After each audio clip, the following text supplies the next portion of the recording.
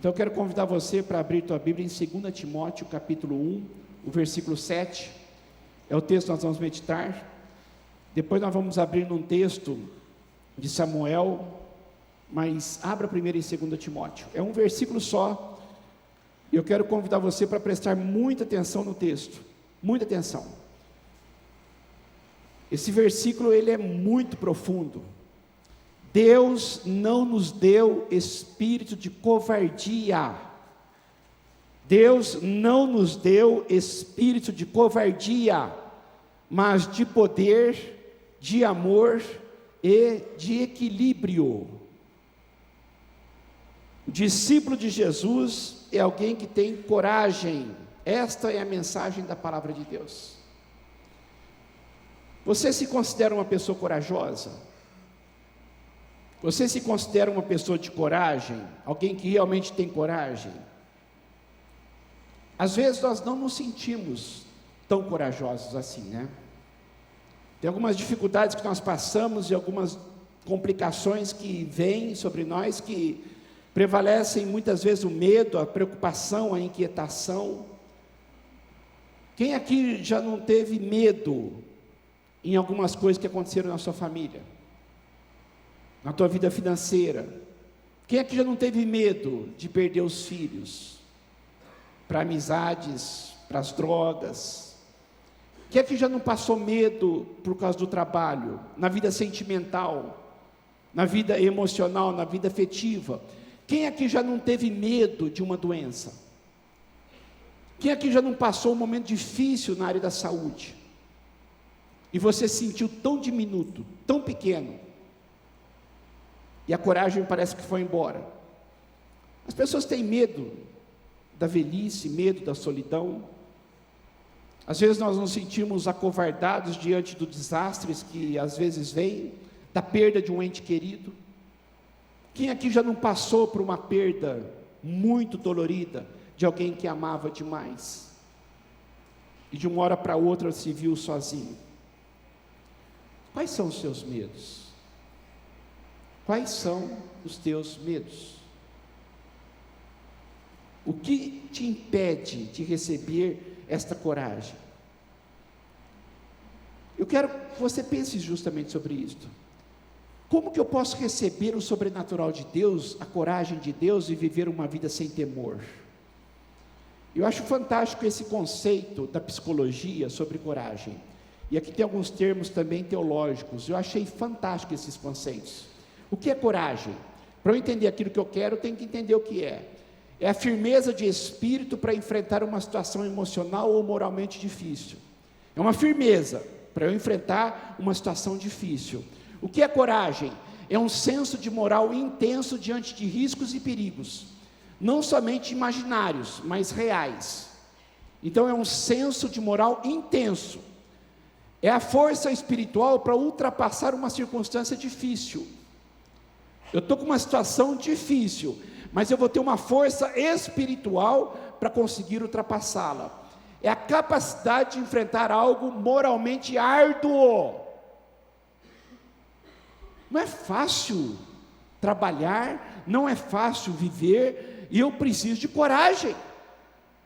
Eu preciso ter uma característica de uma pessoa de bom caráter. Isso é coragem, determinação, confiança, perseverança. Este é o conceito de coragem. Quando Paulo escreveu, Deus não nos deu espírito de covardia, ele estava preso em Roma na época de Nero. Nero tinha acabado de colocar fogo em Roma e colocado a culpa nos cristãos.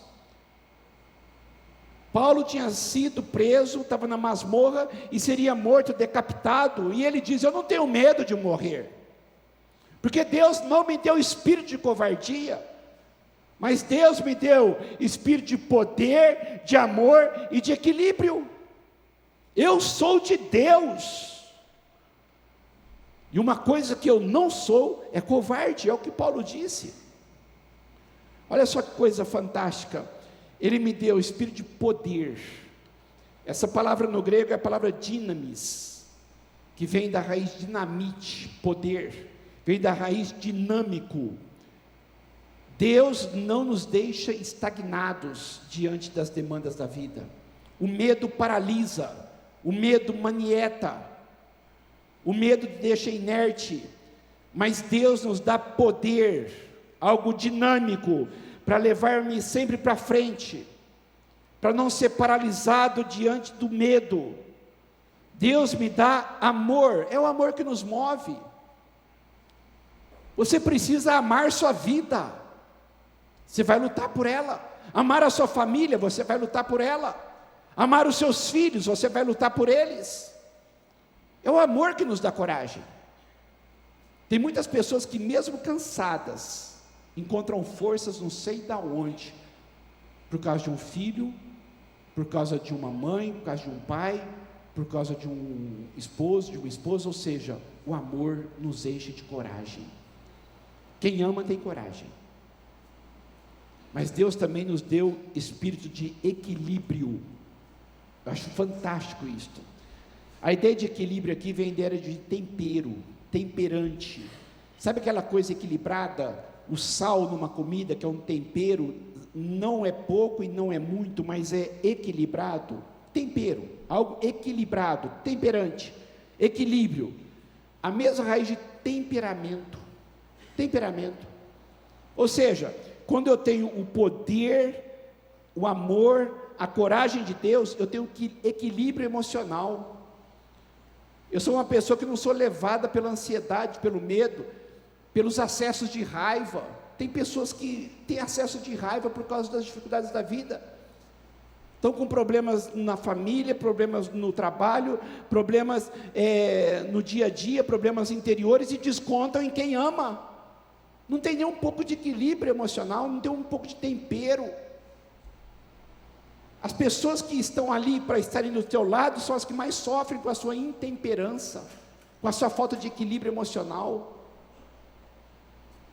Então Deus nos chamou para ter dele todo esse poder, todo esse amor e todo esse equilíbrio, para viver assim. Agora eu vou dizer uma coisa para você, quero que você preste muita atenção. É impressionante como a visão que eu tenho de mim define a minha postura. É impressionante. Quando eu olho para mim, a maneira como eu me vejo é como vai determinar o meu modo de agir. Assim como eu me vejo, eu faço. Isso é ponto passivo. Se você se vê uma pessoa de coragem, se você se vê uma pessoa destemida, se você se vê uma pessoa de valor, você vai agir assim. Se você se ver uma pessoa inconstante, se você se ver uma pessoa fraca, se você se ver uma pessoa limitada, você vai agir assim. Então é muito importante a maneira como eu me vejo. É por isso que Deus, quando chamou muitos homens na Bíblia, Deus teve que tratar primeiro o psicológico dessas pessoas, por causa da visão que elas tinham delas próprias. Agora, tem um homem em especial que para mim é um exemplo de coragem, e eu quero convidar você para meditar um pouco na vida deste homem hoje. É o grande rei Davi. Este homem era o maior, ou foi o maior rei de Israel. E uma das coisas impressionantes que nós podemos aprender com Davi, é que Davi sabia quem ele era em Deus. Davi, ele olhava para si, ele conseguia ter a visão dele, era a mesma visão que Deus tinha dele. Então isto fez com que ele fosse quem foi. Ele alcançou patamares altos, lugares altos, porque ele sabia quem ele era. E eu acho que isso é uma das coisas mais fantásticas da vida. E um dos momentos mais marcantes da vida de Davi foi quando ele deu o start, o começo, o início de tudo, quando ele desafiou e foi desafiado por Golias. Ele foi lá e matou um gigante filisteu. Ele sabia quem ele era. Aí você percebe, mas o que levou Davi a enfrentar Golias? Qual que é a base da sua coragem? Qual que era a visão que Davi tinha de si? Agora, vamos fazer uma analogia e transpor isto para nós hoje. Como eu posso ter esta visão para a minha vida? Como eu posso vencer os meus medos? E principalmente, como eu posso vencer os gigantes que aparecem diariamente para me afrontar? Como que eu posso vencer as demandas da vida? Como fazer isto? Se você quiser abrir a tua Bíblia, abra lá em 1 Samuel capítulo 17, vale a pena para você acompanhar alguns pontos desse texto, que fala sobre a luta de Davi com Golias. Eu quero destacar algumas coisas nesse texto, só para você ter uma ideia. Primeiro, vamos ver quem era Golias. Um homem chamado Golias, da cidade de Gate, filisteu, saiu do acampamento filisteu para desafiar os israelitas, e ele tinha quase 3 metros de altura, e não era somente alto, ele era muito grande, forte. Só para você ter uma ideia dos aparatos militares dele, ele usava um capacete de bronze, uma armadura também de bronze, que pesava uns 60 quilos, só a armadura e o capacete dele, 60 quilos, e durante 40 dias, Golias desafiou os israelitas, e todas as manhãs, e todas as tardes, este gigante, só para vocês terem uma ideia, só a roupa bélica dele pesava 60 quilos, só para você ter uma ideia do tamanho desse homem, e ele fez um desafio para Israel: vamos lutar, escolha o melhor guerreiro de vocês, para lutar comigo. Se o guerreiro de vocês me vencer, nós, os filisteus, seremos escravos de vocês. Se eu vencer, vocês, israelitas, serão nossos escravos. Foi o desafio. 40 dias, todos os dias, de manhã e à tarde, ele afrontando Israel, ele humilhando Israel, ele blasfemando contra o Deus de Israel, e ninguém apareceu. Ninguém foi. Nós começamos a perceber que ali eles tinham um problema sério, que precisava ser enfrentado, mas só que o medo paralisa, o medo deixa-nos inertes. Gigantes existem, e são muitos, gigantes que conspiram contra nós, dentro de nós. Talvez o seu maior gigante está aí dentro de você, que são os sentimentos da sua vida, traumas do passado,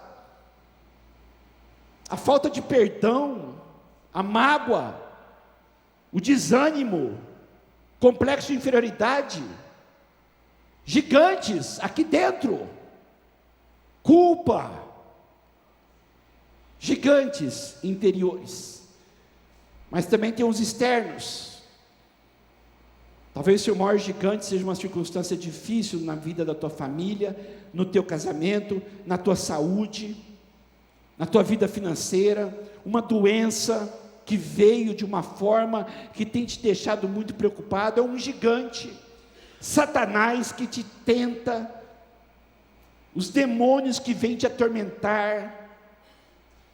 Sabe aquela coisa, a situação difícil? E uma coisa que eu preciso entender, que você em Deus pode vencer todos os problemas que aparecerem na tua vida. Eu e você, porque somos de Deus, não fomos chamados para desistir, não fomos chamados para dar um passo para trás, e nem ficarmos inertes. 40 dias Israel sendo ultrajado, mas Davi se prontificou a lutar, e não somente a lutar, mas a vencer. Por quê? Porque Deus não nos deu espírito de covardia. Deus não nos deu espírito de covardia, mas Deus nos deu poder, amor, equilíbrio. Eu fui chamado para vencer. E por que Davi foi? Porque ele sabia quem ele era. Eu sei que Deus está comigo. Aí entra o diferencial da fé. A fé nos dá coragem. Tudo aquilo que se levanta para ameaçar você, que conspira contra você, precisa ser vencido. Tudo. Então eu preciso entender que eu tenho que ter coragem. Vamos fazer uma analogia. Vamos fazer uma comparação com Davi, conosco, e ver o que nós podemos ter para termos coragem. O que aquele homem teve? A primeira coisa que eu quero destacar é que Davi, ele superou os seus complexos de inferioridade. Ele precisou superar os seus complexos. Muitas pessoas têm complexo de inferioridade e se acovardam diante da vida. Não se acham competentes, não se acham adequados. Pelo contrário, se acham incompetentes e inadequados. Agora, uma coisa que é importante eu entender, que as pessoas, de uma forma geral, despertam este sentimento maldito em nós, sempre. Eu fico pensando, quando Davi se prontificou para ir lutar contra Golias, provavelmente ele ouviu alguns rumores: impossível esse moço vencer, impossível, olha para ele, olha para Golias, olha para ele, está na cara, vai ser um massacre, ninguém consegue vencer. Queridos, há muitos pessimistas de plantão, incutindo complexo de inferioridade na sua vida. Há muitos pessimistas de plantão dizendo: não vai dar certo. Há muitos pessimistas de plantão. E uma coisa que eu vou colocar para você que é muito sério mesmo: muitas pessoas são minadas na sua autoestima, lá nas suas casas, no seu lar, lá onde deveria receber apoio e incentivo, é o lugar onde nós somos mais massacrados na nossa autoestima. Lá começam os complexos de inferioridade. Quando Samuel foi visitar Jessé, porque Deus disse lá na casa de Jessé, Jessé era pai de Davi, em Belém vai sair o novo rei, e você vai ungí-lo. Ele tinha 8 filhos, e quando Samuel foi para ungir o filho de Jessé, ele não sabia quem era, ele começou pelo mais velho, e ele olhou para o mais velho, Eliabe, e disse assim: aqui está o rei de Israel, um homem atlético, bonito, forte. Aí Deus disse para Samuel: olha, não atente para a sua aparência, eu o rejeitei. Eu não vejo como vê o homem vê o exterior, eu vejo o coração, não é este. Aí foi passando um por um, e chegou o último, e Deus disse: não é nenhum deles. Aí Samuel olhou para Jessé e falou assim: mas tem todos seus filhos aqui? Não, tem Davi, mas ele está lá no campo cuidando das ovelhas, é o caçula. Tinha um jantar sério, onde Samuel disse: eu quero toda a sua família aqui, e Davi não foi convidado. Davi era desprezado dentro da sua própria casa.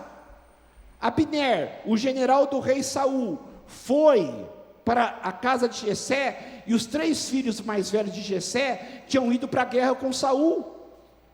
Eliabe, o mais velho, Abinadab, e o segundo é Samá, o terceiro, e Davi era o caçula. Os 3 mais velhos seguiram Saul. Ou seja, Davi: não, você é incapaz, você é incompetente, você não serve. Cuidado com a mensagem que é passada para você. Cuidado com a mensagem que é passada para você. Você precisa, para ter coragem, você precisa não supervalorizar as crises do passado. Se eu errei lá atrás, eu posso mudar hoje.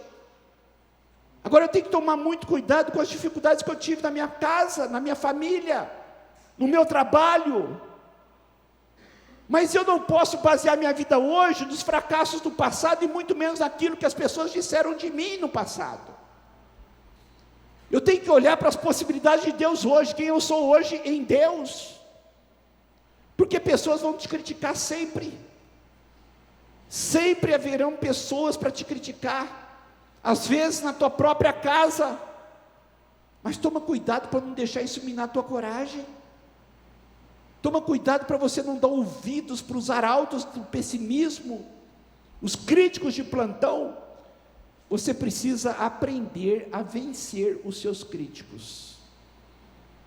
Você precisa aprender a vencer os seus críticos. Davi chegou lá no exército para levar comida para os seus irmãos. Ele era o office boy da família. Jessé falou: vai lá e leva comida para os seus irmãos, leva alguma coisa para eles. E Davi chegou lá e começou a conversar com os guardas, porque ele via Golias desafiando, e ele perguntou para o guarda: o que está acontecendo? Aí a guarda falou: esse homem aí, está vendo? 3 metros de altura, forte, 40 dias está nos afrontando. E explicou para ele. Aí Abinadab, que era o irmão mais velho, viu, ou Eliabe, viu, e quando Eliabe, o irmão mais velho, ouviu Davi falando com os soldados, ficou muito irritado com ele, e perguntou: por que você veio aqui? E olha só o teor da conversa: com quem você deixou aquelas poucas ovelhas no deserto? Ou seja, o seu trabalho é insignificante, você é insignificante. Aquelas poucas ovelhas, quem ficou com elas? Sei que você é presunçoso, sei que você é metido, eu sei que o seu coração é mau, e eu sei que você veio aqui só para espionar ou espiar a batalha. E Davi disse: o que eu fiz agora? Parece que sempre Eliabe pegava no pé dele. Eu não posso nem mesmo conversar. Eliabe, irmão mais velho, corpo atlético, postura de soldado, mas medroso e covarde, porque ele estava ali 40 dias e não se prontificou, e no fundo ele conhecia Davi, ele sabia que Davi era corajoso. A coragem de Davi denunciava a sua covardia. E eu vou dizer uma coisa para você: o sucesso incomoda. O sucesso incomoda. Quando as pessoas não são aquilo que gostariam de ser, criticam você, porque você é aquilo que elas gostariam de ser. O sucesso incomoda. Só que a crítica dói muito. A crítica dói muito, quando ela vem daqueles que deveriam estar do nosso lado, dentro da nossa própria casa, nossos amigos, pessoas que deveriam estar junto conosco. A crítica dói muito quando nos julga, convencido, metido. Davi não era convencido, Davi não era metido, era mentira. Você é mau. Deus olhava para Davi e dizia: é um homem segundo o meu coração, escolhido por Deus. Só que os críticos de plantão dão-nos uma visão errada de nós. Então tome cuidado com a maneira como as pessoas te veem. Muitas pessoas têm inveja de você, por isso que falam tão mal de você. Você não pode acreditar nisso. Você tem que tomar cuidado com as coisas que chegam, você tem que peneirar. Não deixe isso se instalar no seu coração. E uma coisa que eu vou dizer para você, que a crítica dói muito quando é crônica. Quando Davi diz: o que eu fiz agora, dá a entender que era crônico. Críticos de plantão, não deixe que isso chegue em você. Saiba quem você é em Deus. Por isso eu digo, em nome de Jesus, para você vencer todas as demandas externas, você tem que vencer primeiro as demandas internas, os seus complexos aí dentro de você, no seu interior. Foque na solução do problema. Deus te chamou para vencer, e em nome de Jesus, olha para mim, não gaste as suas energias com os críticos de plantão. Não gaste as suas energias com aquelas pessoas que não te amam e não querem te ajudar em nada. Entra aqui e sai aqui. Eu sei quem eu sou em Deus. Ponto final. Uma outra coisa que eu percebo em Davi, quando ele reagiu e venceu os seus complexos, ele também lutou para vencer. Ele não somente lutou, mas ele lutou para vencer. Eu tenho que colocar uma coisa na minha mente: eu fui chamado para ser um vencedor, eu preciso ter essa postura. Com Deus eu sempre vencerei. E sabe qual que é o grande problema nosso? Às vezes, e muitas vezes, nós temos uma visão muito equivocada da vida. Sabe qual que é a visão que nós temos? Eu tenho que matar um leão por dia. Como é que está a sua vida? Na batalha. Todos os dias é uma luta, estou na luta. Não é fácil. A vida financeira hoje não é fácil, a demanda na família não é fácil. O que eu faço com isto?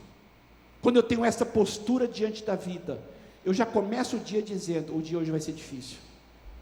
Eu já começo com uma postura de que eu vou lutar, que eu vou ter um leão para matar, e quando eu tenho uma batalha ferrenha, feroz, complicada, como é que eu chego no final do dia? Arrebentado, ou ferido, ou muito cansado. Todos os dias eu levanto com essa postura. Todos os dias eu levanto com essa postura. Minha vida está difícil, minha vida está difícil, minha vida está difícil. Não está fácil, não está fácil. O que você acha que você está fazendo com você? O que você acha que você está fazendo com você? Você está se auto-sabotando. Porque todos os dias você já acorda dizendo: vai ser difícil. E no final do dia você vai estar realmente muito cansado. Há muitas pessoas que estão no limiar da estafa emocional, espiritual e física. Por quê? Porque todos os dias trazem esta ideia. Todos os dias eu vou sair de casa pensando: não será fácil. Então o que eu preciso entender? Eu sou de Deus, Deus está comigo.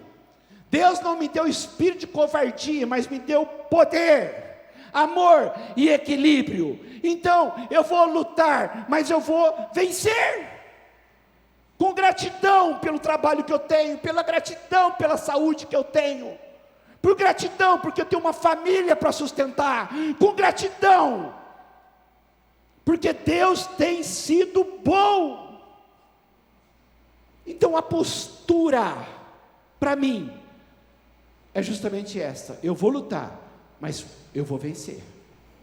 Eu não vou lutar por lutar, eu vou lutar para vencer. Eu preciso incutir esse texto no meu coração. Quem nos separará do amor de Cristo? Quem vai nos tirar de Deus? Tribulação, angústia, perseguição, fome, nudez, perigo, morte, espada? Em todas essas coisas somos mais do que vencedores, por meio daquele que nos amou. Aqui estão as demandas da vida. Todos nós passamos por isso. Talvez você esteja no olho do furacão, passando por isso. Momento de tribulação, de angústia, de perseguição, talvez passando problemas sérios financeiros, ou talvez até em risco iminente de morte. Talvez você está com uma doença. Agora a pergunta é: tudo isto vai me acovardar? Eu sou de Deus? Então Paulo, quando diz somos mais do que vencedores, ele usa uma expressão fantástica no grego, é super vencedores. Se eu estou com Deus, não tem como perder. Se eu morrer, 1 segundo depois eu vou estar no céu, não perco nunca. Eu estou do lado de Deus, eu sou de Deus. Eu luto, mas eu venço. Então, algumas coisas eu tenho que fazer. E uma das coisas que eu preciso fazer é ser autêntico. É me empenhar naquilo que eu sei fazer. Eu sou único. Pensa na tua vida profissional. Você tem que ser o melhor. Pensa na tua família, você tem que ser o melhor. Jovem, não seja genérico, seja autêntico.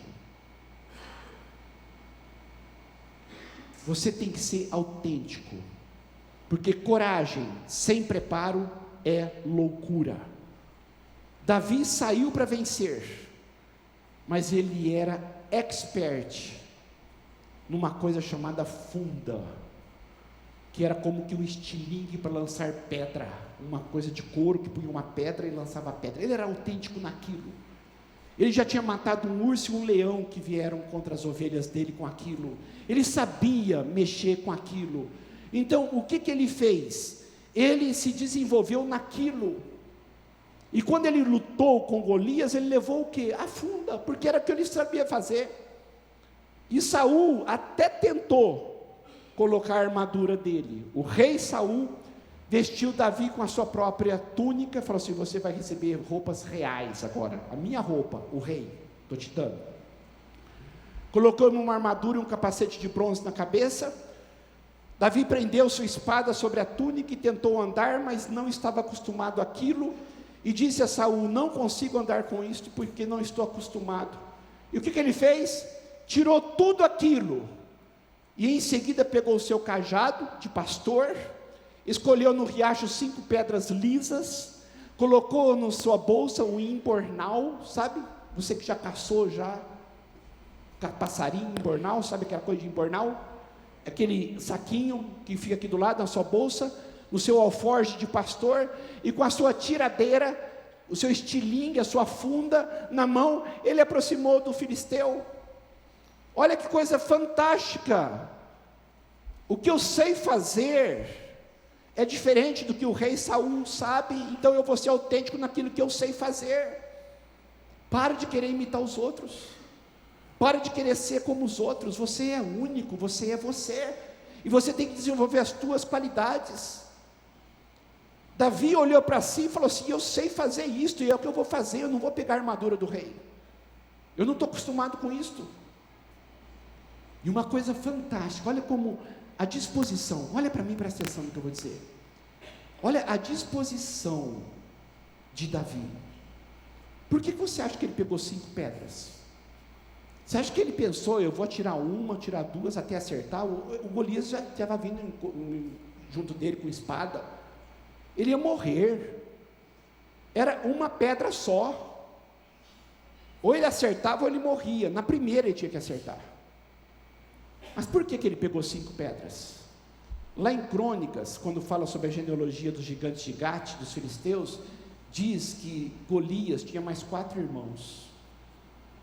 Provavelmente todos estavam ali. E sabe o que Davi pensou? Eu vou pegar 5, um para cada gigante. Se eu matar o primeiro e os outros vierem, eu vou matar todos.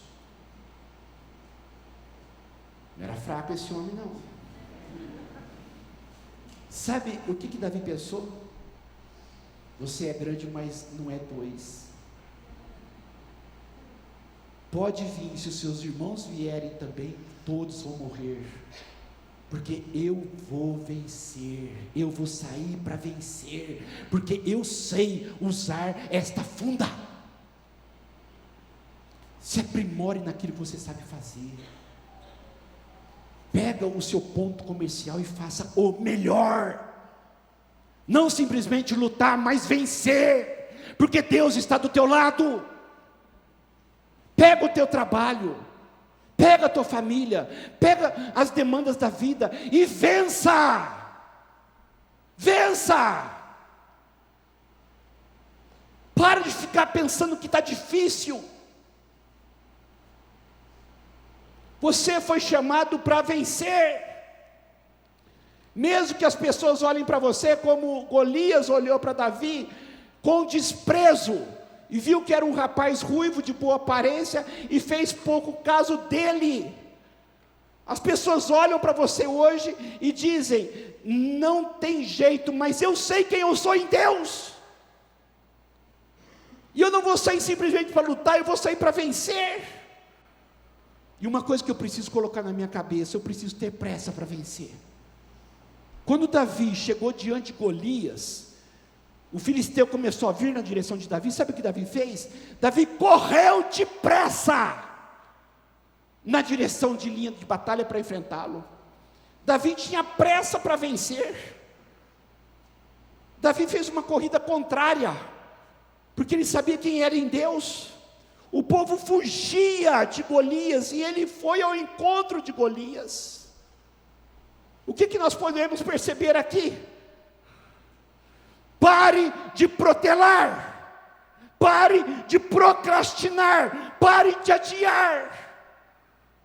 Está na hora de vencer, está na hora de parar de ficar chorando as dificuldades, está na hora de sair para vencer.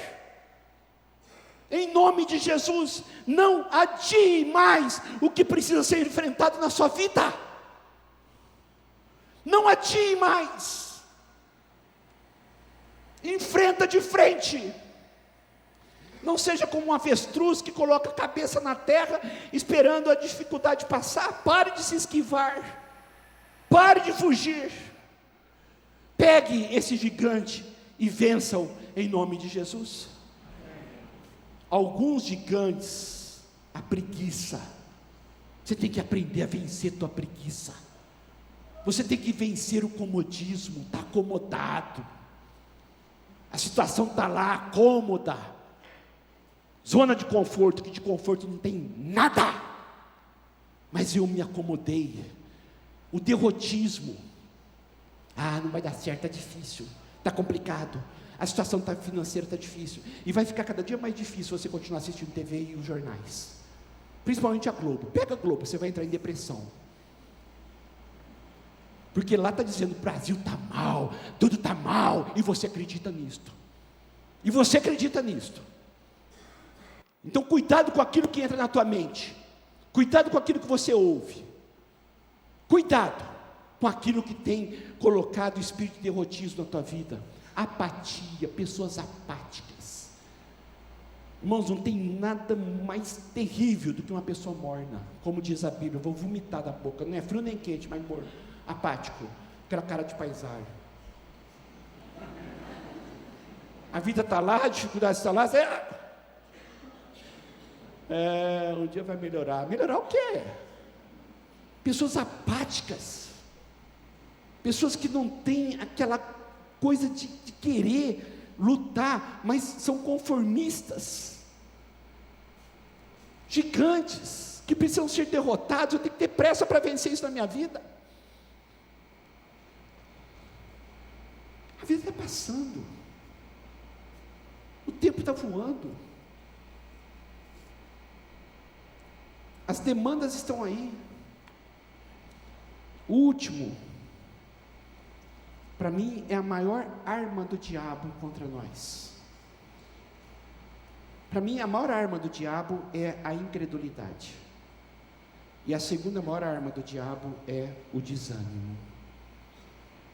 Talvez o maior inimigo que nós precisamos enfrentar em nós é o desânimo. E você não faz ideia de como que Satanás usa isto contra você. Então tem que ter pressa para vencer. Eu vou vencer, eu vou lutar. Tudo isso aí precisa ser derrotado. Agora uma outra coisa que é interessante, que Davi, ele compreendia que a vitória vinha de Deus. Eu acho fantástico o texto, quando ele encara, confronta o Golias. Ele diz para Golias: você vem contra mim com espada, com lança, com dardo, mas eu vou contra você em nome do Senhor dos Exércitos. Você vem com mim, todo esse material bélico, eu vou contra você em nome de Deus. O Deus de Israel a quem você desafiou, mexeu com Deus, mexeu comigo, eu sou filho dele. Isso não vai ficar barato não. Hoje mesmo Deus entregará vocês na minha mão, ou entregará você na minha mão, entregará você na minha mão. Eu o matarei, eu cortarei sua cabeça. Aquele moço de boa aparência, ele tinha coragem mais do que todos os soldados de Israel juntos, olhando para um gigante de 3 metros, dizendo: hoje eu darei os cadáveres dos exércitos filisteus, as aves dos céus, aos animais selvagens, e toda a terra saberá que há Deus em Israel.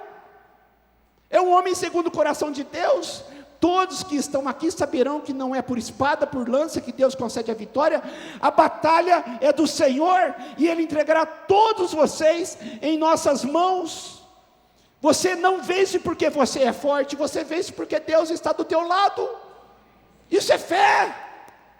Isso é fé. Deus me conduz em triunfo, Ele adestra minha mão para a batalha. Ele desfaz os planos do inimigo, Ele me dá capacidade, Ele abre as portas, Ele faz milagres. É em nome de Deus que eu venço, não é no meu nome, não é na minha força, não é no meu poder. É por isso que não há espaço aqui para bater no peito e dizer: eu sou bom, eu sou capaz, eu sou o melhor, eu confio nas minhas virtudes. Não. Por quê? Porque um vencedor é humilde e compreende que sem Deus ele é fraco e impotente. Um vencedor tributa toda a glória a Deus. E eu digo para você agora, em nome de Jesus, eu não sei quais são as suas lutas, mas eu sei que Deus te chamou para vencê-las.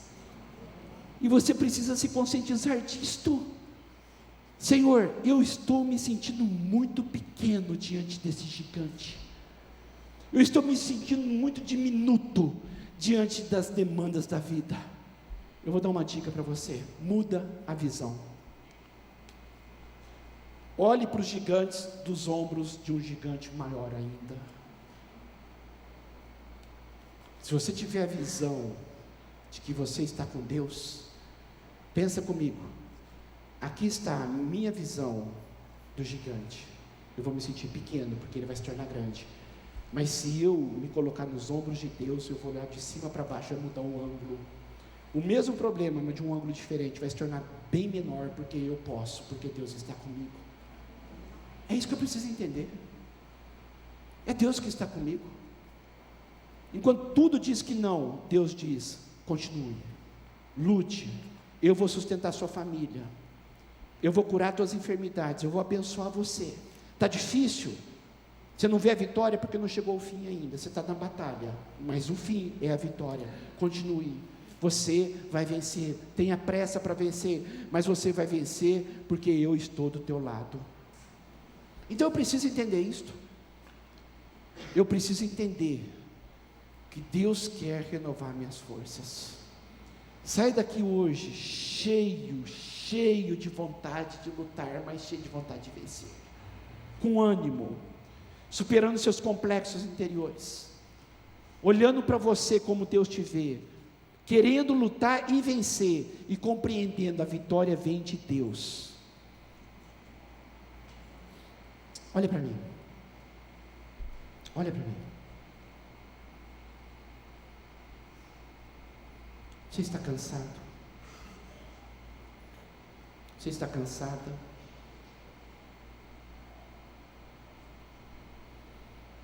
Deus tem uma palavra para você hoje.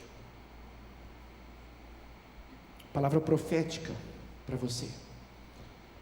Deus, o Todo-Poderoso, fortalece ao cansado, e Deus dá grande força ao que está sem forças. Deus dá vigor ao que está sem forças. Os jovens se cansam, se fatigam, exaustos, os moços tropeçam, caem, mas aqueles que esperam no Senhor renovam as suas forças. Olha para mim. Não é fácil esperar. Ainda mais quando nós temos um temperamento de querer que a coisa aconteça, como é o meu temperamento. Eu sou uma pessoa que gosto de fazer, e às vezes eu faço muito. Não é fácil esperar, não é fácil, mas é no esperar que nós temos a nossa força, porque quando eu espero no Senhor, eu renovo minhas forças. A ansiedade está minando as suas energias, a ansiedade está tirando de você as forças. Você vai voar bem alto como as águias, vai correr e não ficar exausto, vai andar e não se cansar. Deus disse para Josué: eu não te ordenei, Josué, seja forte e corajoso, não se apavore, não fique com medo, não desanime, Josué. Eu, o Senhor seu Deus, eu estarei com você todos os dias por onde você andar. Josué, eu estou te dando a terra prometida, é tua, mas você vai ter que lutar por ela, mas você vai vencer. Deus olha para você e diz: a mesma unção que havia sobre Josué está sobre você hoje. Você vai sair daqui dizendo: Deus, essa semana será muito abençoada, a minha vida será muito abençoada, o meu futuro será muito abençoado, porque eu não vou me acovardar, eu tenho coragem, eu tenho poder, eu tenho amor, eu tenho equilíbrio, porque eu tenho Deus do meu lado. Faça a tua fé uma fé prática, faça da tua fé uma fé experimental, que ela saia da tua mente e vá para o teu coração. Talvez seja somente 40 centímetros a distância para o sucesso, é tirar a palavra da mente e colocá-la no coração. 40 centímetros é a distância que você tem para uma vida de sucesso. Praticar aquilo que você sabe. Que Deus te abençoe muito, em nome de Jesus. Participe dos nossos cultos na Avenida Sacadura Cabral, 1354, entre as ruas 32 e 34, no bairro Aeroporto. Nosso telefone: 17 3323 4766. Acesse www.segundaipb.com.br. Deus abençoe.